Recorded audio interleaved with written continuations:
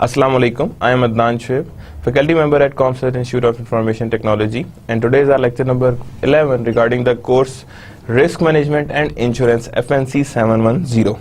Today we are going to start something new that is related to insurance companies. अब देखें हमारी चीज़ें move कर रही हैं इंश्योरेंस कंपनीज की तरफ कि इंश्योरेंस कंपनीज कैसे किस तरह से वर्क करती हैं, किस तरह से उनके ऊपर ओवरऑल वैल्यूएशंस आ रही होती हैं. तो इंश्योरेंस कंपनी के आज हम ऑपरेशंस को देखेंगे कि हाउ इंश्योरेंस कंपनीज ऑपरेट, किस तरह से इंश्योरेंस कंपनीज ऑपरेट करते हैं और किस तरह से इनकी ऑपरेशंस डेवलप होते हैं. कि जिस तरह से भी इनके ऑपरेशंस डेवलप हो रहे होते हैं हम उसी को साथ लेके चल रहे होते हैं कि हाँ जी ये insurance companies would be developed like that, कि हमारे पास इंश्योरेंस कंपनीज डेवलप होती जा रही हैं. So when we talk about insurance company operations, तो दैट मीन्स कि हम वी आर टॉकिंग अबाउट कि how the insurance companies operate in an actual manner, किस तरह से इंश्योरेंस कंपनीज डेवलप होती हैं. अभी तक हमने हर तरह से देखा है कि रिस्क कैसे डेवलप हो रहा है, एक्सपेक्टेड लॉसेस क्या हैं, किस तरह से डेवलप हो रहे हैं, कैसे सामने आते हैं, और उसी तरह देखा है कि हमने इंश्योरेंस कंपनी के ऑपरेशंस को किस तरह से हमने आगे लेकर चल रहे हैं. यानी now we are done with the risk management and we are now moving towards the insurance companies. आपने एक और सी चीज देखी होगी, हमारा लेक्चर अल्टरनेट बेसिस पे चल रहा है कि एक लेक्चर में we are totally talking about risk and insurance and second lecture we are talking about insurances. यानी कि एक जगह पे हम law and regulations, legal regulations की बात कर रहे होते हैं एक लेक्चर में, और उससे पहले वाले लेक्चर्स में हम उसकी वर्किंग की बात कर रहे होते हैं. यानी in this manner we are going to use it both cases as a risk management को भी हम डील कर रहे हैं और साथ ही हम इंश्योरेंस को भी डील कर रहे हैं कि इंश्योरेंस कैसे और किस तरह से हमारे सामने नजर आएगी और किस तरह से हमारे पास इंश्योरेंस डेवलप होती है. So when we are talking about the lecture 11, तो that means we are talking about the insurance company operations. तो starting with the topic, first we go with the objectives. के ऑब्जेक्टिव्स हमारे पास क्या क्या हैं? फर्स्ट ऑफ ऑल हम देखेंगे rating.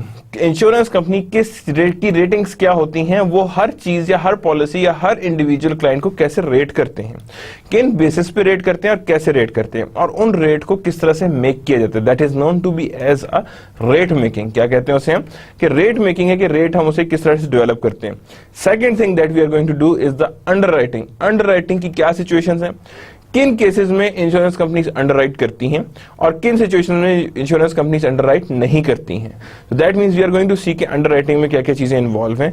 Then we are going to see production. ना दैट इज समथिंग न्यू कि हाँ इंश्योरेंस कंपनी में प्रोडक्शन कहां से आ गई. Now that is something new topic that we are going to see कि what is meant by production. कि प्रोडक्शन क्या है. Production means policy productions. ये पॉलिसी की प्रोडक्शंस कैसे आ रही हैं, किस तरह से सामने आ रही हैं. देन क्लेम्स, अगर कोई इंश्योरेंस कंपनी या इंश्योरेंस क्लेम्स आते हैं, उन क्लेम्स की सेटलमेंट कैसे और किस तरह से हमने करनी है. How we are going to settle that claims and how we are going to settle that claimants. कि क्लेम्स को हम लोग कैसे और किस तरह से सेटल आउट करते हैं. Then we have a new thing that is reinsurance. क्या चीज आ रही है हमारे पास, री-इंश्योरेंस आ रही है. कि री-इंश्योरेंस अगर हमने एक इंश्योरेंस जो एक्सपायर हो गई है, that we are going to do with the reinsurance. कि हमने उसके बाद क्या करनी हो, री-इंश्योरेंस करनी हो. तो याद रखिएगा वहां पे हमारे पास इसमें वो भी देखना है कि री-इंश्योरेंसेस किस तरह से और कैसे इन्वॉल्व होती हैं. And the other thing that we require is the investments. के अब ये ऑपरेशंस किसके, इंश्योरेंस के.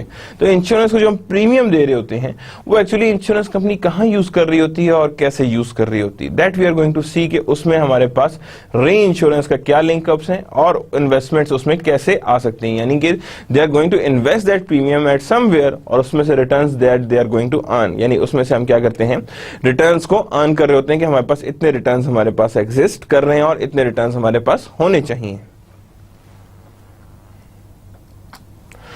Now first we are talking about rating and rate making.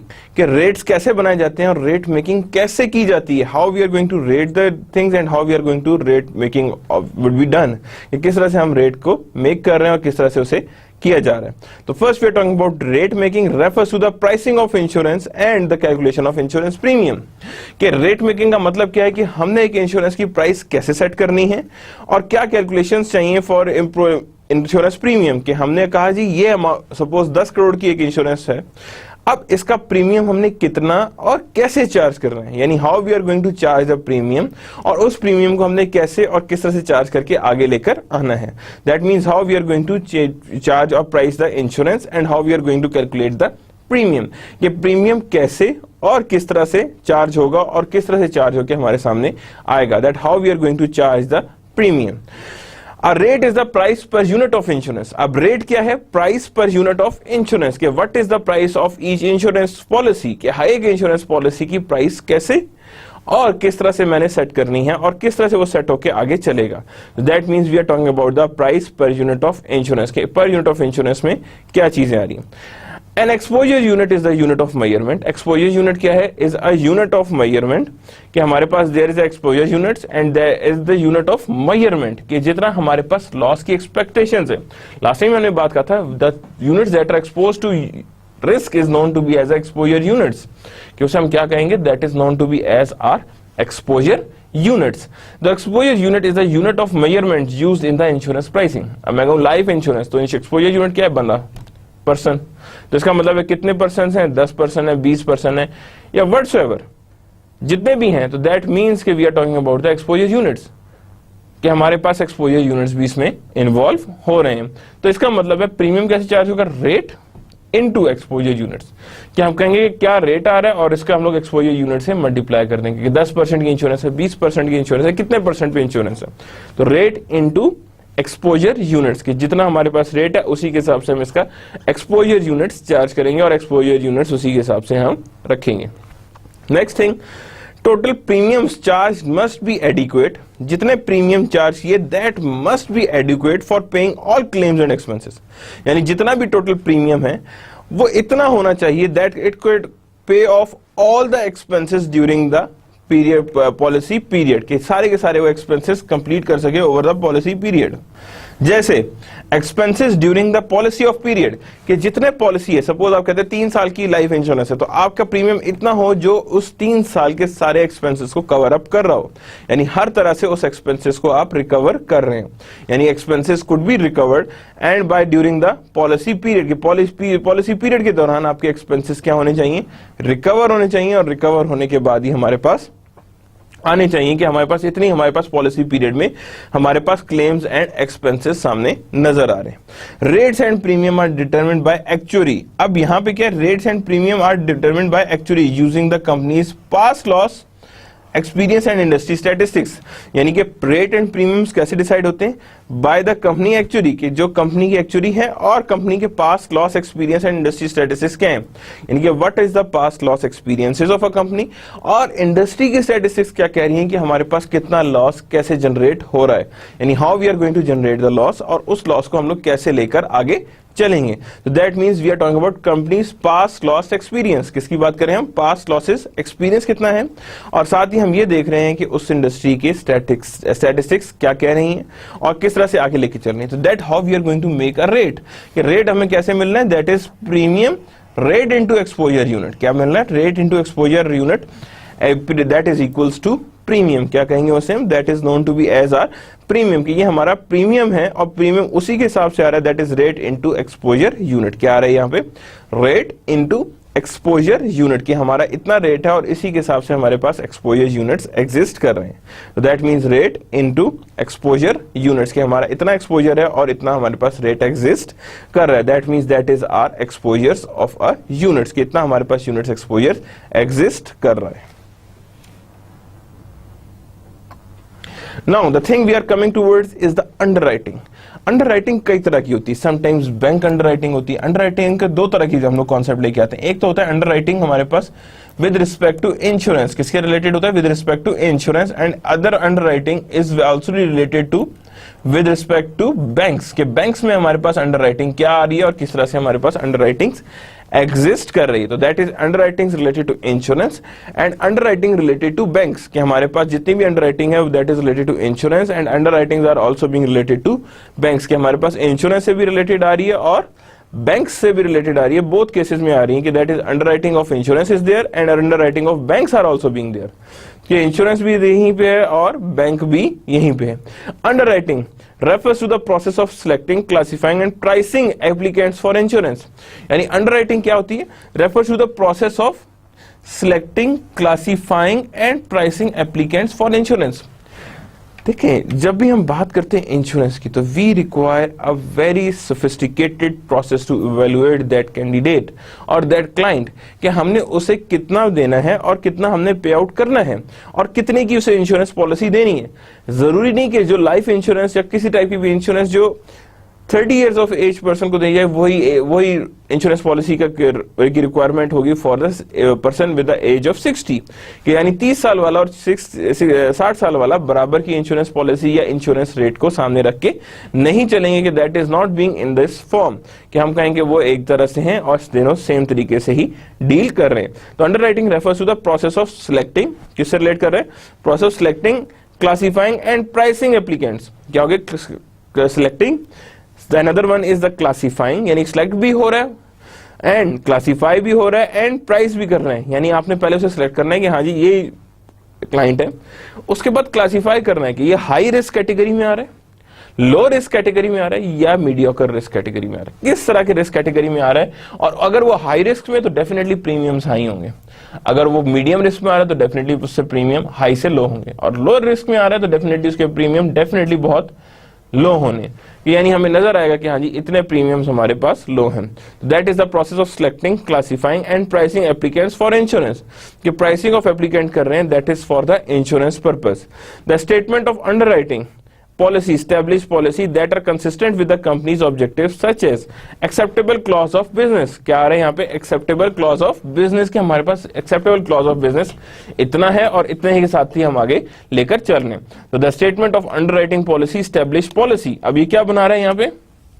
establishment of policy, ये पॉलिसी स्टैब्लिश करे that are consistent with the company's objective, कि ऐसी policy हो जो कंपनी के ऑब्जेक्टिव के साथ अलाइंड हो, और जब वो कंपनी के ऑब्जेक्टिव के साथ अलाइंड होगी that means acceptance of acceptable classes of business, यानी हर तरह की कौन कौन सी बिजनेस क्लासेस को you are going to accept it, amount of insurance that can be written, कि कौन सी बिजनेस क्लास में आ रही है और किस तरह की इंश्योरेंस हम लोग दैट कैन बी रिटर्न, कि उस तरह की इंश्योरेंस हमारे पास वी कैन राइट इट, और उस तरह की इंश्योरेंस को हम यूज भी कर सकते हैं कि how we are going to use that type of insurance, कि हमारे पास इस टाइप की इंश्योरेंस है जो हमारे पास एग्जिस्ट कर रही है। तो statement of underwriting policy establish policies that are consistent with the company's objective, किससे कंसिस्टेंट है वो?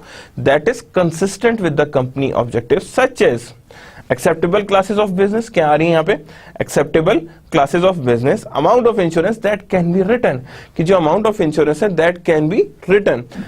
The line underwriter makes daily decisions concerning the acceptance or rejection of business, कि line underwriter क्या होगा? Makes daily decision concerning to acceptance and rejection of a business, कि acceptance and rejection के वो daily basis पे आपके पास decisions कर रहा होगा कि कैसे हमने किस चीज को आगे लेकर चलना है, how we are going to accept it and how we are going to reject it।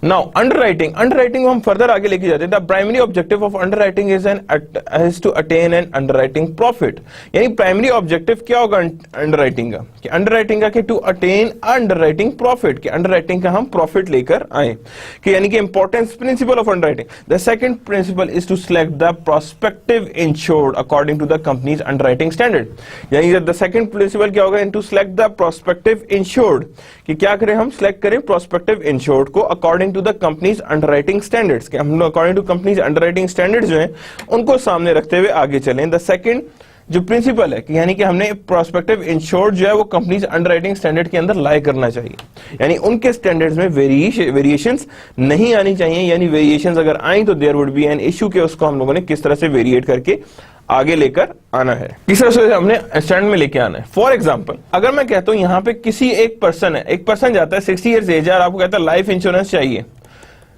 आपको कहते हो ठीक है दैट्स फाइन, वो कहता है साथ ही मुझे कैंसर भी है। Now what does that mean? कि यहाँ पे आप कहते हो जी ठीक है जी यहाँ पे 60 ईयर्स भी है, कैंसर भी है, तो दैट मींस कि वो अंडरराइटिंग स्टैंडर्ड्स में नहीं आ रहा, कि उन्हें पता है कि there would be a loss of life insurance at any time, किसी टाइम भी हो सकता है। फॉर एग्जाम्पल हम यहाँ पे कहते हैं जैसे for example if you we say any business in which there's a fireworks are being involved and you require insurance, definitely उसकी insurance on a riskier note at higher rate होगी as compared to other insurances, कि बाकी insurance से compared उसकी insurance higher rate पे होगी और higher side पे उसकी insurances आगे लेकर चलेंगे, that how we are going to insure at a higher side, के higher side पे से इंश्योर कर रहे होंगे।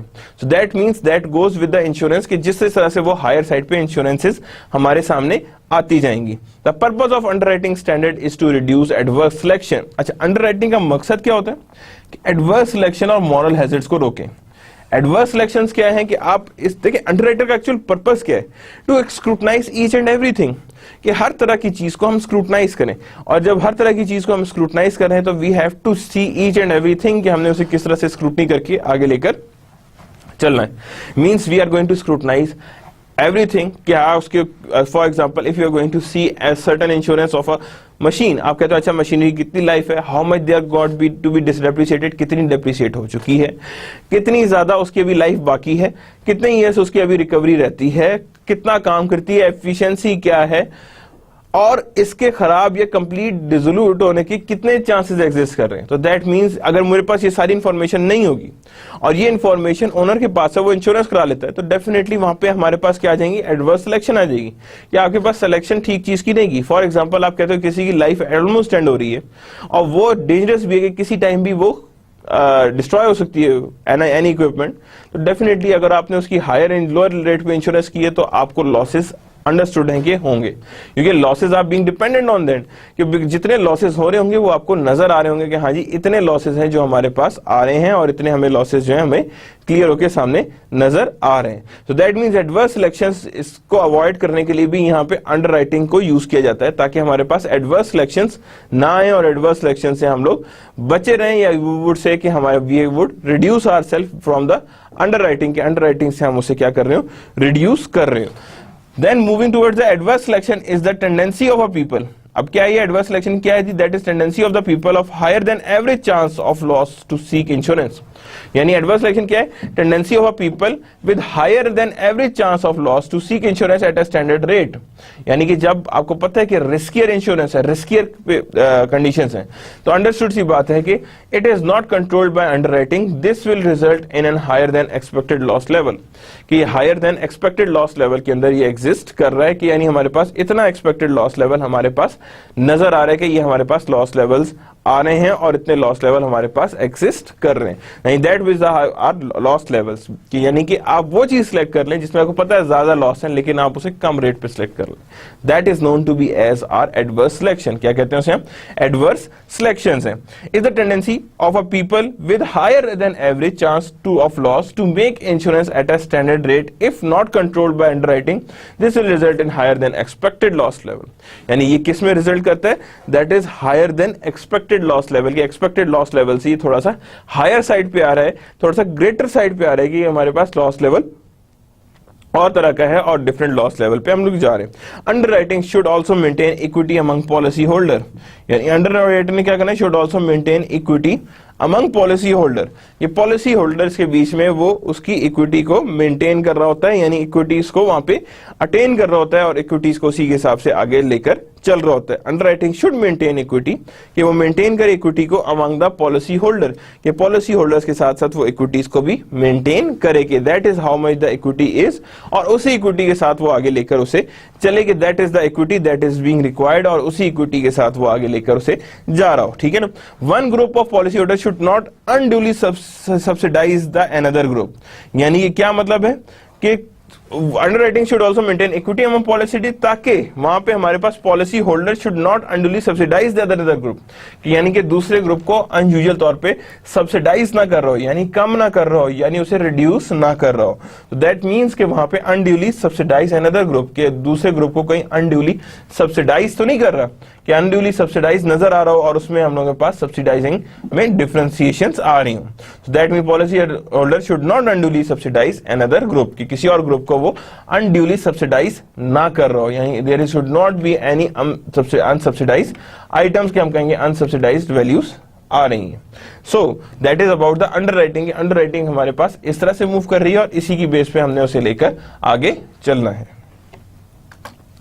Now we are moving towards the further underwriting. Underwriting starts with the agent in the field. किससे स्टार्ट होता है? Agent in the field, कि हमारे पास एक एजेंट होता है that is on the field, जिसका काम क्या होता है कि वो actual information, actual conditions, actual presence को आइडेंटिफाई करे कि what would be the actual presences that are involve. So underwriting starts with the agent in the field, कि जितने भी एजेंट्स हैं उनकी फील्ड के हिसाब से अंडरराइटिंग स्टार्ट हो रही है और अंडरराइटिंग उसी के हिसाब से स्टार्ट होके हमारे पास एजेंट्स आ रहे हैं इन द फील्ड।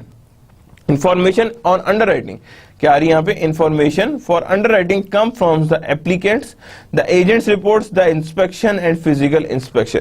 यानी इंफॉर्मेशन अंडरराइटिंग के पास कहां से आ रही है, एप्लीकेशन, पहले तो आपने फॉर्म फिल किया जिसमें हमने कंप्लीट अपना प्रोफाइल लिखा, या हमारे पास ये that is your profile name and ऐसी etcetera, that is the part of application.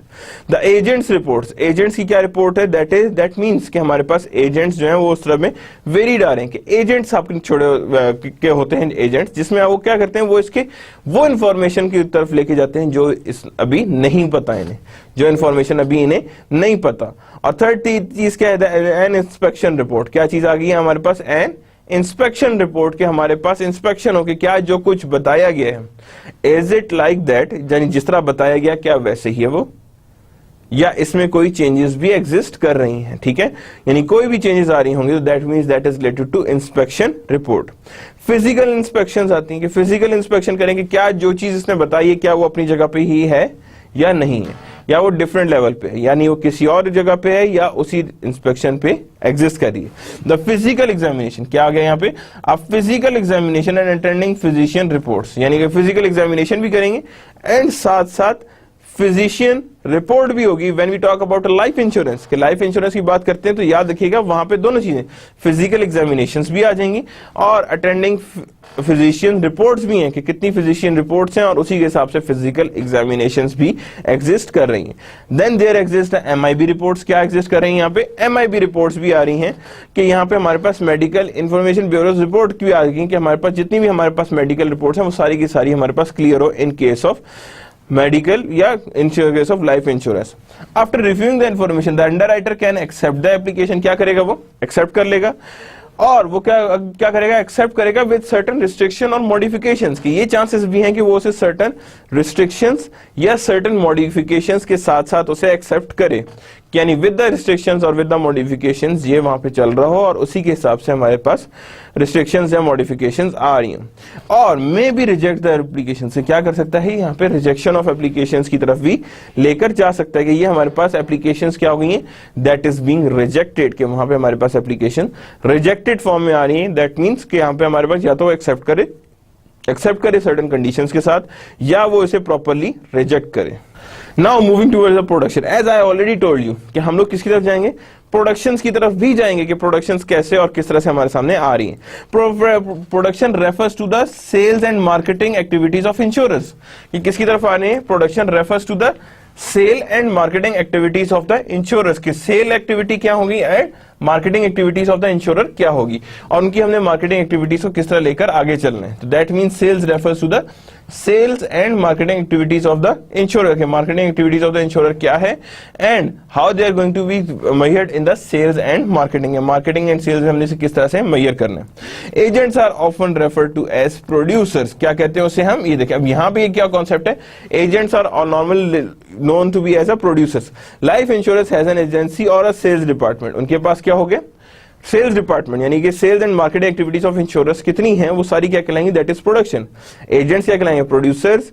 Life insurance में डिपार्टमेंट सेल्स का होता है and property and liability insurer have marketing departments, यानी प्रॉपर्टी और लायबिलिटी इंश्योरेंस के पास क्या चीज होती है, दैट इज मार्केटिंग डिपार्टमेंट, कि उनके पास मार्केटिंग डिपार्टमेंट होता है। That means property and liability insurer have marketing departments, कि उनके पास क्या एग्जिस्ट कर रहा होगा, marketing departments. The agent should be competent professional, agents क्या होंगे, that should be competent professional with a higher degree of technical knowledge, यानी एजेंट्स जो होते हैं वो कॉम्पिटेंट प्रोफेशनल्स हैं, कि यानी कॉम्पिटेंट लोग हैं, कॉम्पिटेंट प्रोफेशनल हैं with high degree of technical knowledge, की क्या चीज होती है उनके पास, higher degree of technical knowledge, और उनको पता होता है कि हमें क्या क्या टेक्निकलिटीज रिक्वायर्ड है व्हेन वी टॉक अबाउट कि हमें ये चीजें इसको सामने रख के आगे चलना है।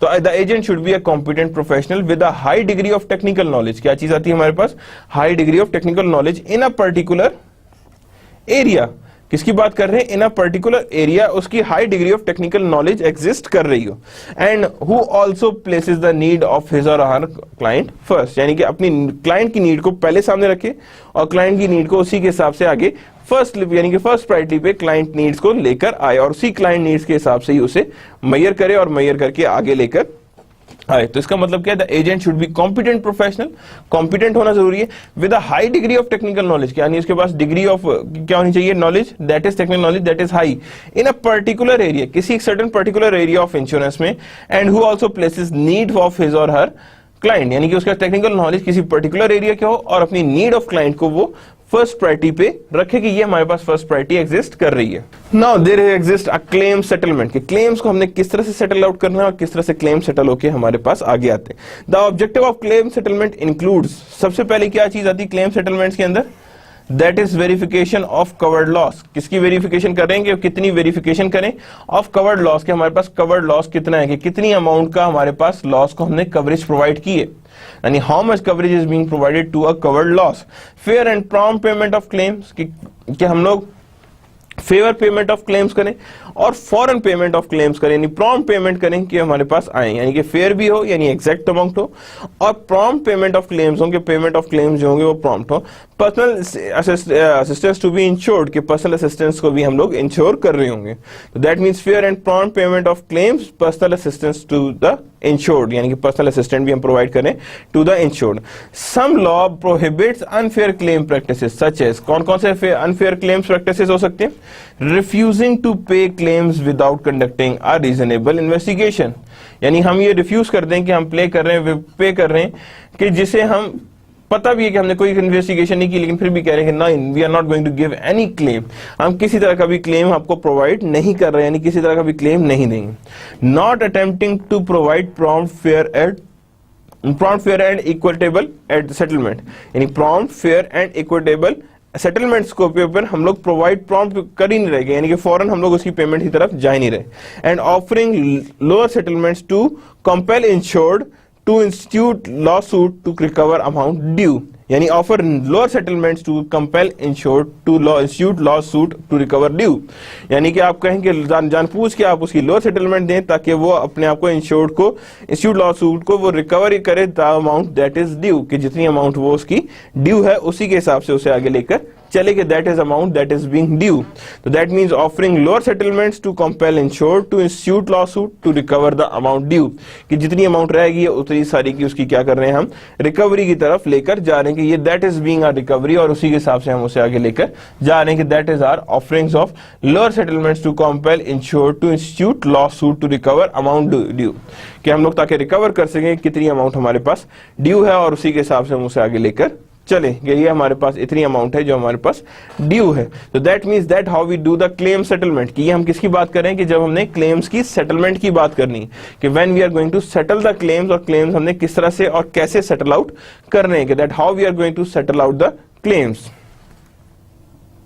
The claim process begins with the notice of loss, कि नोटिस ऑफ लॉस सबसे पहले फर्निश किए जाते हैं, एंड नोटिस ऑफ लॉस के बाद नेक्स्ट क्लेम इज इन्वेस्टिगेटेड, कि सबसे पहले आपने क्लेम्स लॉस किया और लॉस के बाद क्लेम्स एग्जिस्ट करके, यानी कि that is the claim is investigated. The claim adjuster determine if the covered loss has occurred and the amount of loss is there, यानी कि द क्लेम इज इन्वेस्टिगेटेड, यानी क्लेम को हमने इन्वेस्टिगेट किया और हमारे पास amount of loss is being there, कि यानी हमारे पास लॉस आ रहा है, that is being investigated, कि ये हम लोग उसे इन्वेस्टिगेट करें।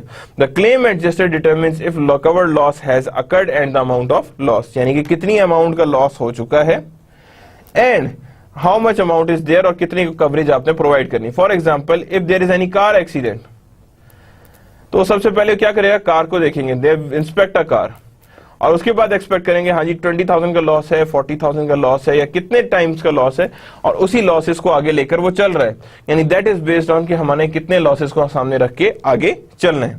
The adjuster may require a proof of loss before the claim is paid, यानी adjuster may require a proof of loss, यानी कि जो एडजस्ट करेगा उससे रिक्वायर चाहिए प्रूफ ऑफ लॉस की, कि हमारे पास हाँ जी इतना लॉस हो चुका है before the claim is being paid, कि बिफोर पेमेंट ऑफ क्लेम हमारे पास इतना लॉस आ चुका है, इतना लॉस हमारे पास आ चुका है। The adjuster decide if the claim should be denied, यानी एडजस्टर फिर डिसाइड करेगा कि whether the claim should be denied, और वो भी किसी सर्टेन वैलिड बैकग्राउंड्स के ऊपर, किसी सर्टेन अमाउंट के बैकग्राउंड्स के ऊपर ही डिसाइड होगा कि वो वाकई में डिनाई कर दिए जाए और किन रीजंस की बेसिस पे डिनाई किया जाए और किन वजूहात से वो वो क्या नाम है उसे डिनाई किया जाए। That means that just decide if the claim should be paid और डिनाइड, कि यानी कि हमें क्लेम को पे करना चाहिए या उसे डिनाई कर देना चाहिए, because it is not being a part of under your coverage, ये कवरेज के अंदर नहीं आ रहा।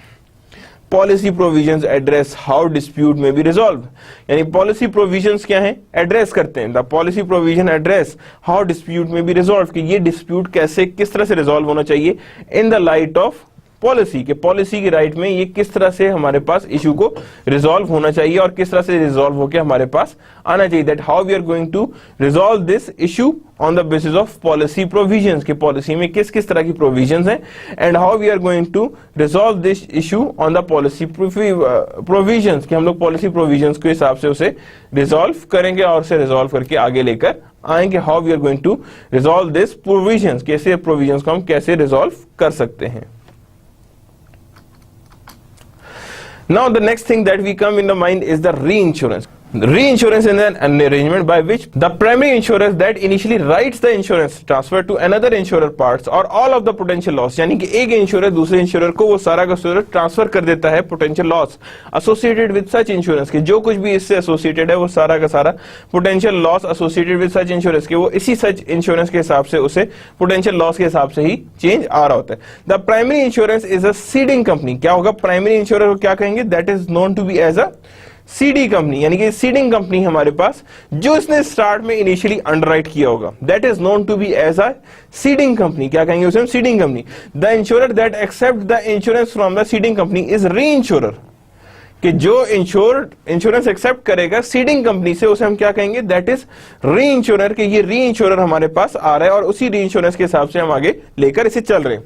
The retention is the amount of insurance retained bye a ceding company, the retention limit क्या है, is the amount of insurance retained bye seeding company. अब जरूरी नहीं कि सारी की सारी सीडिंग कंपनी इंश्योरेंस जो है वो अपनी ट्रांसफर कर दे, जरूरी नहीं है कि वो सारा फौरन ही वहां से ट्रांसफर करे। तो दैट मीन्स के थोड़ी सी इंश्योरेंस जो है वो सीडिंग कंपनी में भी अपने पास रखे, वो क्या करे, वो अपने पास इसकी इंश्योरेंस रखे और उसी के हिसाब से उसे रिटेंशन की तरफ लेकर जाए। तो दैट मींस रिटेंशन तब होती है जब when there involve a ceding company, के यहाँ पे हमारे पास क्या चीज आएगी, सीडिंग कंपनीज एग्जिस्ट कर रही होंगी और कुछ इंश्योरेंस वो अपने पास रखे और जितनी लिमिट है उसकी रिटेंशन की वो अपने पास ही रिटेन करे, बाकी सारा कुछ वो आगे री इंश्योरेंस कंपनी को ट्रांसफर आउट करते हैं और री इंश्योरेंस को ट्रांसफर आउट करेगा, that means it being on the ceding company.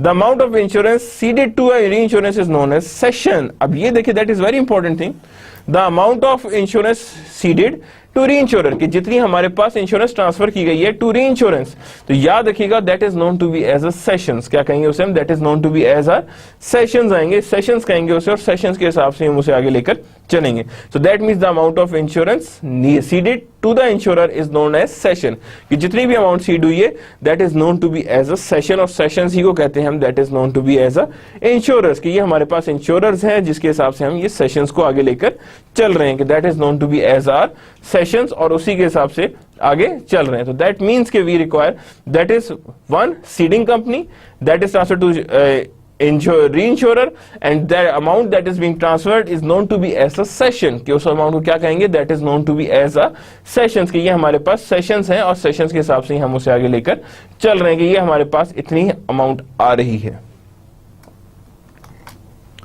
Now the reinsurance is used to, पहला काम क्या है, reinsurance is used to increase underwriting capacity। पहला काम क्या होगा reinsurance का, अंडरराइटिंग कैपेसिटी बढ़ानी है। फॉर एग्जांपल मैंने इतनी इंश्योरेंसेज की हैं कि मैं अपनी लिमिट पे पहुंच गया हूं, कहां पहुंच गया मैं अपनी लिमिट पे, suppose my limit is 100 crore और पता का 100 करोड़ की इंश्योरेंस इशू कर दी। Now if I got some other clients more, मैं उनकी इंश्योरेंस को कैसे अकोमोडेट करूंगा, मैं स्टार्ट करूंगा सबसे पहले री इंश्योरर को ढूंढूंगा और सारा अपना थोड़ा सा लॉस उसे ट्रांसफर करूंगा ताकि मेरे पास कुछ चीजें एम्प्टी हो जाए, क्या हो जाए, मेरे पास कुछ चीज एम्प्टी हो जाए और कुछ चीजें जब एम्प्टी हो जाएंगी तो तब उसके बाद हम कहेंगे कि that means it is being seeded और इट वुड बी अंडरराइटेड। क्या चीज आएगी हमारे पास, अंडरराइटिंग आएगी और उसके बाद जो ट्रांसफर करेंगे वो सेशन ट्रांसफर होगा तो उतनी हमारे पास स्पेस ओपन हो जाएगी so that we can accommodate our new clients, कि हम लोग अपनी न्यू क्लाइंट्स को अकोमोडेट करें और न्यू क्लाइंट्स को जैसे भी अकोमोडेट करेंगे that we are going to see कि हम लोगों ने इसे किस तरह से आगे लेकर चलना है और कैसे उसे हमने आगे लाकर देखना है। तो दैट मींस हमने सबसे पहले देखना है कि हमने अंडरराइटिंग की कैपेसिटी बढ़ानी है कि कितनी हम लोग अपनी कैपेसिटी इंप्रूव कर सकते हैं by transferring it something to the reinsurers. किसको ट्रांसफर कर रहे होंगे, हम री इंश्योरर को ट्रांसफर कर रहे होंगे कि हमने किस तरह से उसे री इंश्योरर को ट्रांसफर करनी है। और second one is to stabilise the profit, क्या करना है, हमने प्रॉफिट को स्टेबलाइज करना है कि हमारे पास हाँ जी इतना प्रॉफिट आ चुका है और इसी प्रॉफिट के हिसाब से हमने इसे स्टेबलाइज भी करना है। Reduce the unearned premium reserve, कि उन रिजर्व को भी रिड्यूस करना है जो अनअर्न्ड है, जिसके लिए अभी हमने सर्विसेज प्रोवाइड नहीं किए, जिसके लिए अभी तक हमने वैल्यूज प्रोवाइड नहीं किए हैं। That means we have to reduce the unearned premium reserve, कि जितने भी हमारे पास प्रीमियम रिजर्व है उनमें से अनअर्न्ड को हमने सेपरेट करना है। That means we are going to reduce unearned premium reserves, कि हम लोग अनअर्न्ड जो प्रीमियम रिजर्व्स हैं उनको जरा सा रिड्यूस करेंगे। The unearned premium reserves represents the unearned portion of gross premium on all outstanding policies. जितनी पॉलिसीज हैं उन पे प्रीमियम मिल रहा है, क्या आपने उसके अगेंस्ट सर्विसेज प्रोवाइड कर दी? नहीं। तो इसका मतलब है जब तक वो है, that means it is known to be as a unearned premium. क्या कहेंगे उसे हम, कि ये हमारा किसका पार्ट है? That is of unearned premium reserves, कि ये हमारे पास क्या कहलाएगा? That is known to be as our unearned premium reserve, कि ये हमारे पास अनअर्न्ड प्रीमियम रिजर्व्स के अंदर आएगा। Provides protection against the catastrophic losses, किसके अगेंस्ट प्रोटेक्शन लॉस बताएगा? That is against the catastrophic losses के अगेंस्ट, कि ये हमारे पास एक तरह से कैटास्ट्रोफिक लॉसेस के अगेंस्ट प्रोटेक्शन प्रोवाइड करेगा, कि हाँ जी इतनी इतनी प्रोटेक्शन हमारे पास आ चुकी है और उसी के हिसाब से हम आगे लेकर चल रहे हैं। That means we are going to protect against the catastrophic losses, के हमारे पास क्या आ रही प्रोटेक्शन प्रोवाइड कर रहे हैं अगेंस्ट द कैटास्ट्रोफिक लॉसेस, के हमारे पास इतने हमारे पास कैटास्ट्रोफिक लॉसेस एग्जिस्ट कर रहे हैं, यानी ये हमारे पास है that is known to be as a catastrophes. क्या कहेंगे इसे हम? कैटास्ट्रोफीज हैं। रिटायर फ्रॉम बिजनेस और from line of insurance territory, यानी रिटायर फ्रॉम बिजनेस और from a line of insurance और टेरिटरी, कि जब हम रिटायर करते हैं फ्रॉम अ बिजनेस और from the line of insurance और टेरिटरी, कि जब हम उसे रिटायर भी कर रहे हो तो that means we are going to reinsurance को उसके लिए यूज किया जाएगा when we are going to retire from business, यानी उस बिजनेस से हम अलग हो रहे हो। Obtain underwriting advice on a line for which the insurance has little experience, ये आपको अंडरराइटिंग एडवाइसेस भी प्रोवाइड करता है री इंश्योरर, कि जहां पे पता है कि इंश्योरर है लिटिल एक्सपीरियंस, कि जो इंश्योरर है उसके पास इतना एक्सपीरियंस नहीं है और वो उसका एक्सपीरियंस को कंप्लीटली आइडेंटिफाई नहीं कर सकता, तो that means obtain underwriting advice on a line for which insurer has little experience. क्या होगा?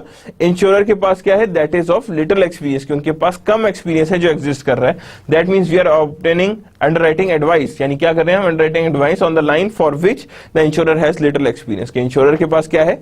That is being of the little experience, कि उनके पास इतना एक्सपीरियंस एग्जिस्ट नहीं कर रहा, तो that means obtains underwriting advice on a line for which insurer has the little experience, कि insurer doesn't have much more experience, तो that means we are going to seek underwriting advice on a line for which insurer has little experience, की जब experience नहीं है तो जाहिर बात है इंश्योरर अपनी सर्विसेज प्रोवाइड करता है and that provide the advices towards the underwriting. Underwriting की एडवाइसेस भी हमें बताता है।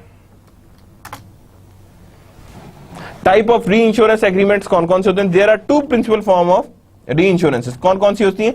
Facultative reinsurance and treaty reinsurance. कौन कौन सी होती है? Facultative reinsurance and treaty reinsurance. की फैकल्टेटिव री इंश्योरेंस कौन सी होती है एंड ट्रीटी री इंश्योरेंस कौन कौन सी होती है? Is an optional case by case method. अब ये क्या है? फैकल्टेटिव री इंश्योरेंस के case by case method, that is when the ceding company receives an application for insurance that exceeds its retention limit. कि यानी कि ये ऑप्शनल है, यानी फैकल्टेटिव जो principal form of reinsurance है कि that is optional and depends case by case. अगर सीडिंग कंपनी के पास कोई ऐसा केस आया जो आपकी रिटेंशन लिमिट से ऊपर है तो then it would contact the retention reinsurance, facultative reinsurance की तरफ कॉन्टैक्ट करेगा, यानी री इंश्योरेंस की तरफ हम जाएंगे। Facultative reinsurance is often used when primary insurance has an application for a large amount of insurance. Faculty insurance तभी चाहिए होती है जब आपके पास प्राइमरी इंश्योरेंस के पास एक ऐसी एप्लीकेशन ऑफ इंश्योरेंस है जो उसकी लिमिट से बाहर है and that required certain much more other things to be measured, कि बहुत सारी और चीजों को मेजरमेंट रिक्वायर्ड है। तो इस केस में हम क्या करेंगे? That we require a facultative reinsurance. कि हमें क्या चीज रिक्वायर्ड होगी? फैकल्टेटिव री इंश्योरेंस रिक्वायर्ड होगी, और जितनी भी फैकल्टेटिव री इंश्योरेंस है उसी के हिसाब से हमने देखना है कि whether we require reinsurance और not. Treaty reinsurance means the primary insurer has agreed to cede insurance. Means क्या मतलब? प्राइमरी इंश्योरेंस जो है वो एग्री कर गया to cede insurance to the reinsurer and the reinsurer has agreed to accept the business. यानी कि primary insurer जो है वो सीड करने को तैयार भी है एज अ री इंश्योरर, और री इंश्योरर ने एक्सेप्ट भी कर ली है in the form of that business, यानी बिजनेस की फॉर्म में उसने ये चीज एक्सेप्ट भी कर ली that it would be the reinsurance that we require, कि इतनी हमें री इंश्योरेंस रिक्वायर्ड है और री इंश्योरेंस के हिसाब से ही हम उसे आगे लेकर चल रहे हैं, कि that means that much is being required as a reinsurance, कि हमें इतनी री इंश्योरेंस उसके ऊपर रिक्वायर्ड है। All businesses that fall within the scope of agreement, जितने भी बिजनेसेस एग्रीमेंट के स्कोप के अंदर लाइक कर रहे हैं, इज ऑटोमेटिकली रीइंश्योर्ड, क्या करता है वो, automatically reinsured according to the terms of treaty, कि वो ऑटोमेटिकली रीइंश्योर्ड हो जाते हैं according to the terms of treaty, कि जितनी भी हमारे पास टर्म ऑफ ट्रीटी है उसके हिसाब से वो ऑटोमेटिकली रीइंश्योर्ड हो जाते हैं, यानी वो ऑटोमेटिकली रीइंश्योरेंस नजर आना शुरू हो जाती है कि हाँ जी इतनी हमारे पास रीइंश्योरेंस है दैट एग्जिस्ट, ये हमारे पास रीइंश्योरेंसेज हैं जो नजर आ रही हैं। All businesses that fall within the scope of agreement, कि जो लाई कर रहा है within the scope of agreement is automatically reinsured, क्या होता है वो ऑटोमेटिकली रीइंश्योर्ड हो जाता है according to the terms of treaty, कि वो जैसी भी ट्रीटी होती है उसी के हिसाब से होता है, यानी कि जैसी स्कोप ऑफ एग्रीमेंट में आया वो और खुद ब खुद इंश्योर्ड हो गया अंडर द ट्रीटी, यानी ऑटोमेटिकली एग्रीमेंट में है कि ऑटोमेटिकली जो भी आएगा that is being reinsured under the treaty, कि जितनी हमारे पास ट्रीटी आ रही है उसी के हिसाब से वो क्या होगा, दैट इज बीइंग रीइंश्योर्ड, कि ये रीइंश्योरेंस उसी के हिसाब से चल रही होगी on the basis of their treaty, के जैसे वो ट्रीटी है वैसे ही वो वर्क कर रही है और उसी के हिसाब से हम उसे आगे लेकर चल रहे हैं। मेथड्स ऑफ शेयरिंग लॉसेस, के शेयरिंग लॉसेस के मेथड्स कौन कौन से हैं और किस किस तरह से शेयरिंग ऑफ लॉस करनी। There are two basic methods of sharing losses, कौन कौन से मेथड्स हैं, पहला using pro rata method, using excess method, quota share treaty, surplus share treaty and excess of loss treaty. These are the treaties for the sharing of the losses, कि losses को हमने कैसे और किस तरह से शेयर आउट करना है और उनको शेयर करने की क्या रीजंस है। फर्स्ट बात करते हैं pro rata method, where the ceding company and reinsurer agree to share losses and premium based on some proportion, कि जहां पे सीडिंग कंपनी और रीइंश्योरर दोनों आपस में एग्री करते हैं, ये एक सर्टेन कॉन्ट्रैक्ट करते हैं कि हाँ जी इतने परसेंट और इतने percent we are going to share the losses, यानी शेयर और लॉसेज उसी हिसाब से होंगे। And same goes with the premium, कि प्रीमियम भी हमारे सामने इसी तरह से ग्रो करेगा और इसी तरह से हमारे सामने आएगा। तो that means we have to agree share losses and premium based on proportion, कि जो भी प्रीमियम है that is based on proportion, कि ये हमारे पास प्रीमियम है और ये प्रोपोर्शन पे आ रहा है। अंडर द एक्सेस मेथड, कौन सा मेथड आगे, under the excess method where the insurer pays only when covered losses exceeds a certain level, कि जहां पे reinsurer पे तब कर रहा होता है when covered losses exceed certain level, कि आपने कवर्ड लॉसेस का एक सर्टेन लेवल डिफाइन किया होता है कि जब इससे एक्सीड करेगा तो तब आपको रीइंश्योरर पे करेगा, अदरवाइज उसमें रीइंश्योरर पे नहीं करेगा, कि यानी किन बेसिस पे वो पे करेगा, that is known to be as a excess method. क्या कहेंगे हम, एक्सेस मेथड है कि व्हेन रीइंश्योरर पे अ सर्टेन पे only when the covered losses exceeds a certain level, यानी कवर्ड लॉसेस जो है वो एक सर्टेन लेवल से एक्सीड कर जाए, सर्टेन लेवल से बढ़ जाए। यूजिंग कोटा शेयरिंग ट्रीटी, अब क्या है, using under quota sharing treaty the ceding insurer and the reinsurer agrees to share premiums and losses based on some proportion, यानी कोटा शेयरिंग में क्या होता है, the ceding insurer and the insurer agree to share premium and losses based on some proportion, यहां पे भी आपका already Kota defined होता है, यानी दिस इज आवर कोटा और उसी कोटे की बेस पे आप इसमें वैल्यूएशंस कर रहे होते हैं कि that is known to be as a quota share treaty. क्या कहते हैं उसे हम, that is known to be as a quota share treaty and the ceding insurer and the reinsurer agrees to share premium and losses based on some proportion, यानी share और losses भी हो रहे होते हैं और प्रीमियम्स भी बेस्ड ऑन सम प्रोपोर्शन, की कुछ प्रोपोर्शंस की बेस पे ये आपस में प्रोपोर्शन पे ये एग्री कर रहे होते हैं और उसी के हिसाब से डिस्ट्रीब्यूशंस हो रही होती हैं। अंडर सरप्लस शेयर ट्रीटी, कौन सी आ गई ट्रीटी अब, अंडर सरप्लस शेयर ट्रीटी, कि जितनी हमारे पास सरप्लस शेयर है उसकी ट्रीटी आ गई है। The insurer agrees to accept insurance in excess of the ceding insurer retention limit, यानी कि reinsurer agrees to accept insurance, यानी इंश्योरेंस को एक्सेप्ट कर रहे हैं in excess of the ceder's insurer retention limit, कि जो उसकी लिमिट है उतना वो इंश्योरर अपने पास ही रखे, जो उससे अबव है वो सारा का सारा वहां पे री इंश्योरर अपनी तरफ करेगा, that is in the form of cession, cession की फॉर्म में वो अपनी तरफ कर रहा होगा up to some maximum amount, जो इसके लिए एक सर्टेन मैक्सिमम अमाउंट है उस मैक्सिमम अमाउंट तक वो उसे लेकर जाएगा, that is up to some maximum amount. The excess of loss treaty is designed for catastrophic production, यानी the excess of loss treaty क्या होगी, is design for catastrophic production, कि यानी पे हमारे पास एक्सेस ऑफ लॉस ट्रीटी में क्या आएगा, is design for catastrophic production, यानी कि हमें पता हो कि हाँ जी इतना लॉस होना है लेकिन लॉस इससे कहीं ज्यादा हो गया, तो that means excess of loss के लिए भी हम किसकी तरफ जाएंगे, that is of reinsurer, किसकी तरफ जा रहे हैं हम, री इंश्योरर की तरफ जा रहे हैं, ताकि हमें पता लगे कि हाँ जी री इंश्योरेंस किस लेवल तक जाएगी और कैसे होगी, यानी कि वी आर गोइंग टू सी के री इंश्योरेंस कहां तक जा रही है और कैसे जा रही है। The reinsurance pool is an organisation of insurer that underwrites insurance on a joint basis. यानी री इंश्योरेंस पूल क्या है? Is an organisation for insurers.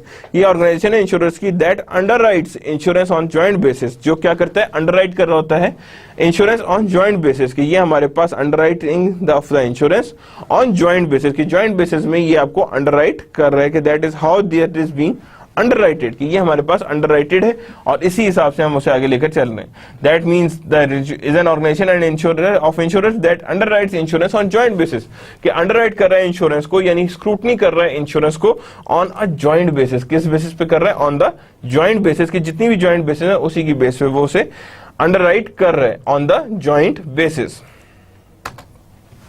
Now there is a reinsurance alternatives. कौन कौन से alternatives हैं जो री insurance के एग्जिस्ट कर रहे हैं? Some insurance use capital market as an alternative to traditional reinsurance, कि सम इंश्योरेंस क्या करते हैं? कैपिटल मार्केट को यूज करते हैं as a alternative to reinsurer, यानी जो ट्रेडिशनल री इंश्योरर है उसका अल्टरनेटिव क्या है? That we go with the capital market. किसी तरफ जा रहे होंगे हम? कैपिटल मार्केट्स की तरफ जा रहे होंगे। Securitisation of risk means that an insurable risk is transferred to capital market, यानी सिक्योरिटाइजेशन ऑफ रिस्क का मतलब है means an insurable risk is transferred to capital market, कि जितना हमने इंश्योरेंस लेनी थी रिस्क की वो ट्रांसफर हो गया towards the capital markets through the creation of financial instrument. किसके through? Through the creation of financial instrument, के जो हम लोग फाइनेंशियल इंस्ट्रूमेंट लेते हैं और उसी की वजह से वो ट्रांसफर हो गए कैपिटल मार्केट्स में, और वहीं से इंश्योरेबल रिस्क भी हमारे सामने आ गए। और such as future contract, these are the type of securitisation, कि हम उसे सिक्योरिटाइज कर रहे हैं, यानी insurable risk is transfer to a capital market through creation of instrument like a future contract, कि इंश्योरेंस ऑफ कॉन्ट्रैक्ट आ रहा है और उसी के हिसाब से हम इसी कॉन्ट्रैक्चुअल्स को आगे लेकर चल रहे हैं।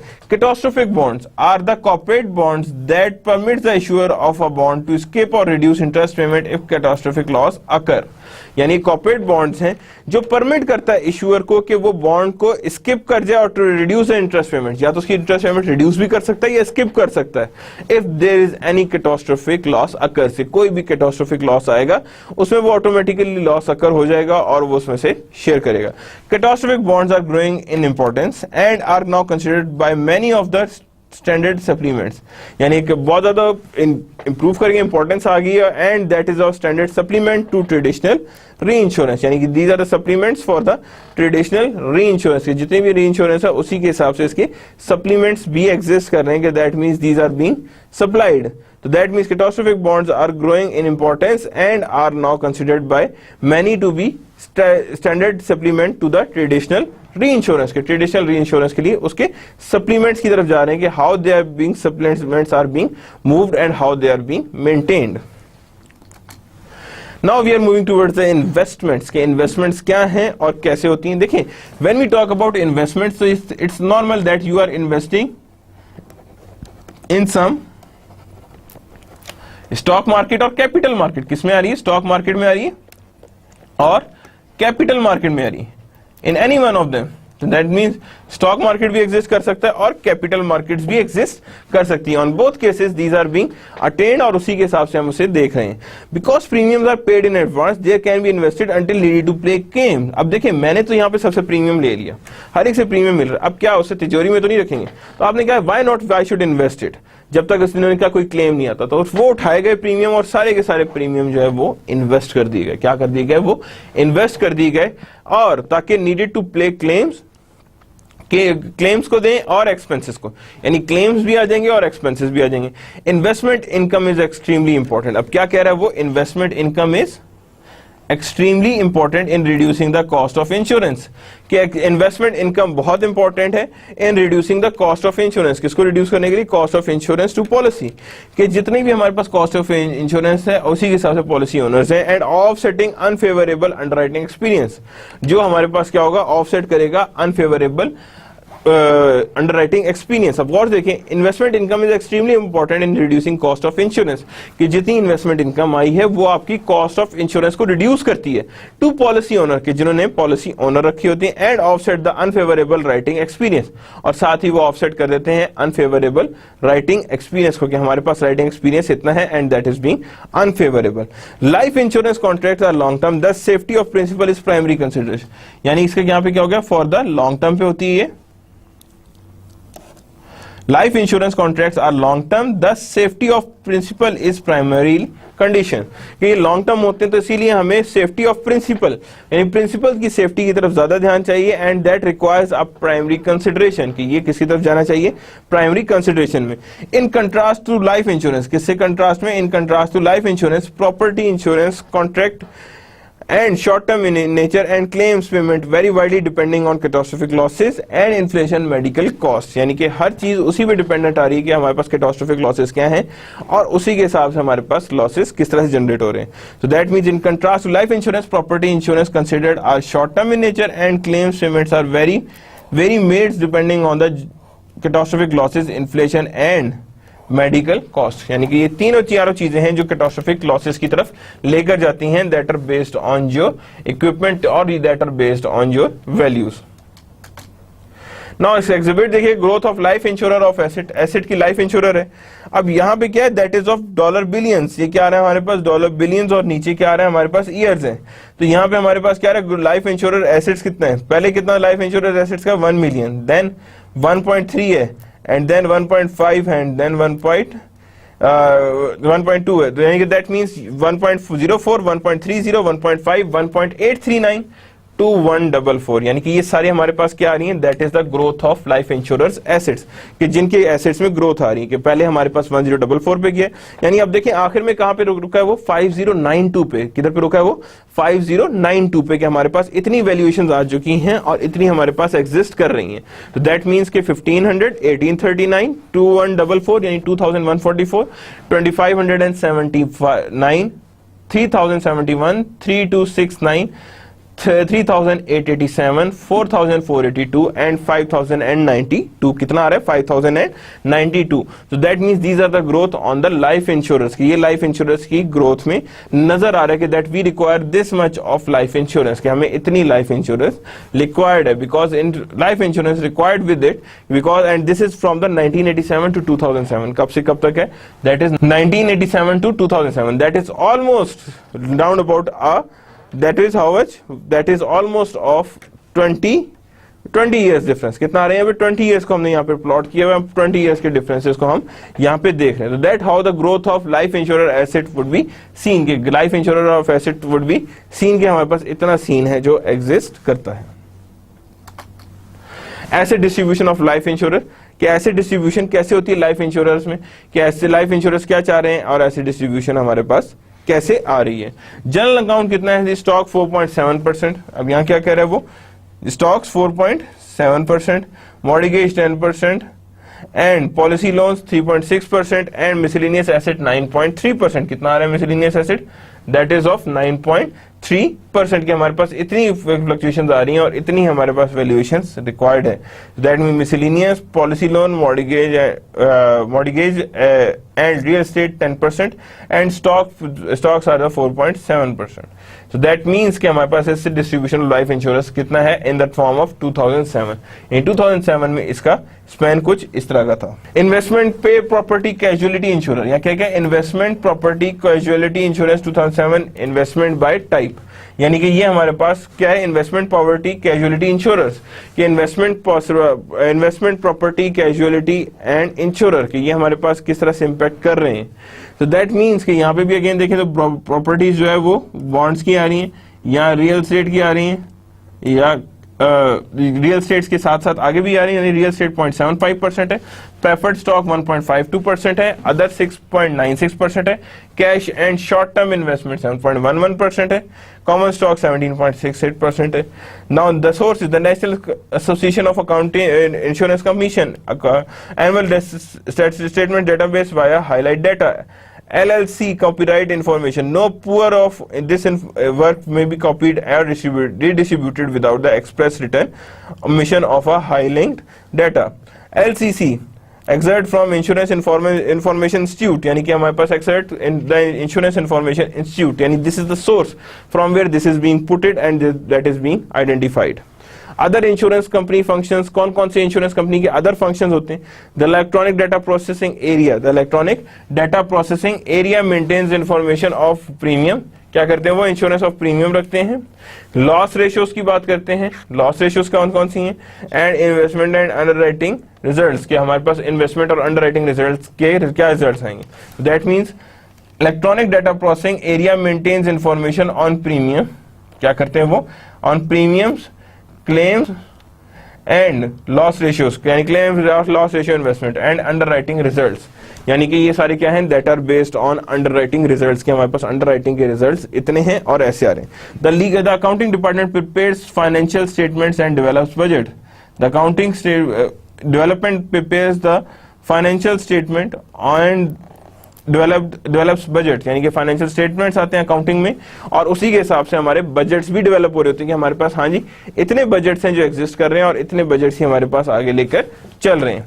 And in the legal department attorneys are used in advanced underwriting, यानी क्या कर रहा है वो, दैट इज देयर, यानी कि हमारे पास आ रहे हैं यहाँ पे in an legal department attorneys are used in advance underwriting, यानी अटॉर्नीज क्या होंगे, हमारे पास एडवांस अंडरराइटिंग को यूज करेंगे एंड रियल एस्टेट प्लानिंग, और साथ ही क्या करेंगे हम, real estate planning.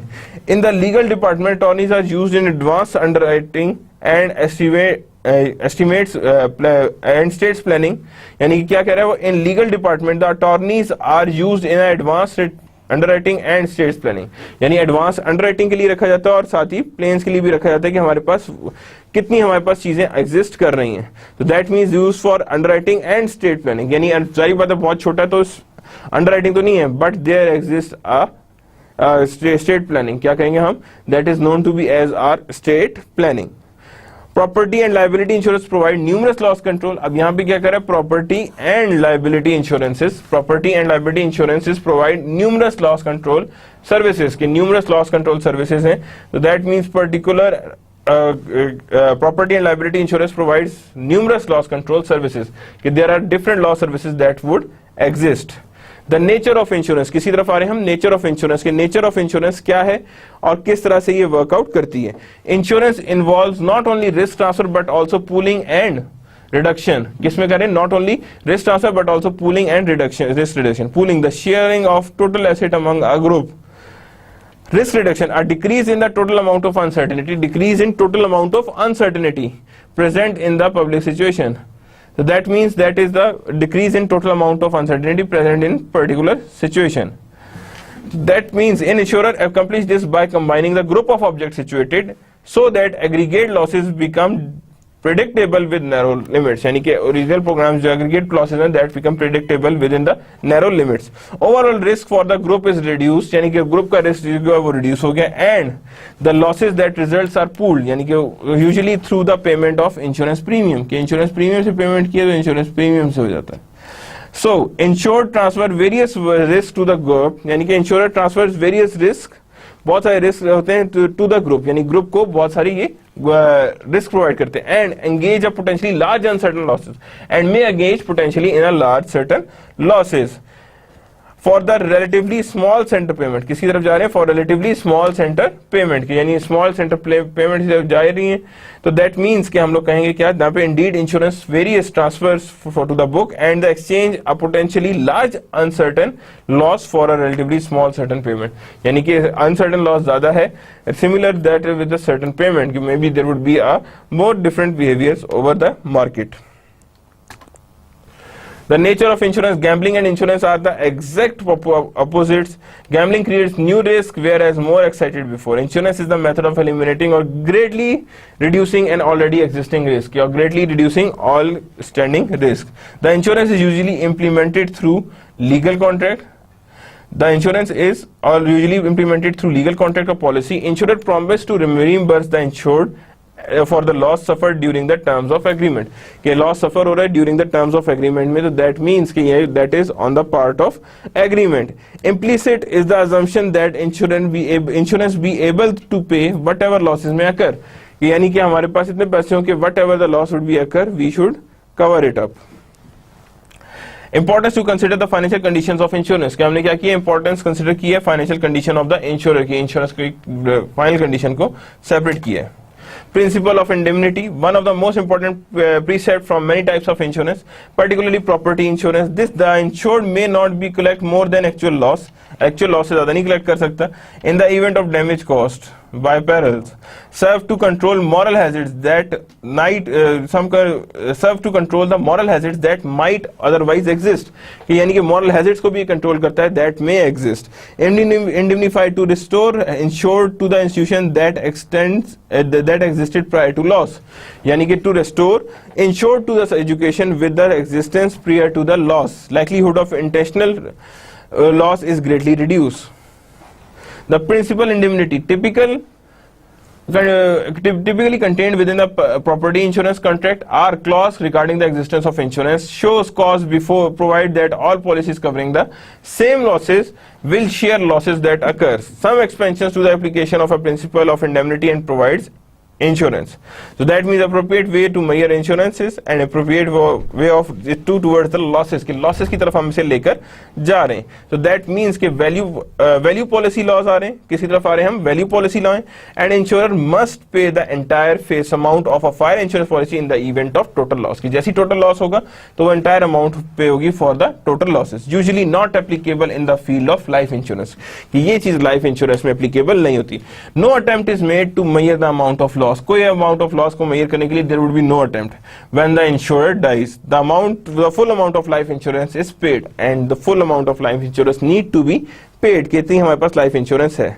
Then principle of insurable interest holds that then insured must demonstrate personal loss or else to enable the collect amount due which a loss caused by a insured peril occurs. If the insured could collect without having an insurable interest, a moral hazard would exist. There exists a moral hazards.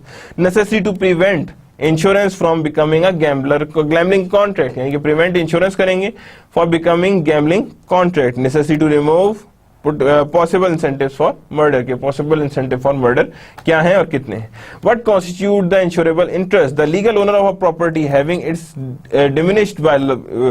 value diminished by loss, यानी जो owner of property है जिसे पता है कि उसकी value decrease कर रही है उसकी asset की. Other right exits that are sufficient to the asset, यानी कि कुछ ऐसे भी rights हैं that are sufficient to asset, and insurable interest is in addition to the ownership. The holder of the contract to receive royalty, like legal liability resulting from contract, secured creditors and building contractors. These are the things that record for the ownership.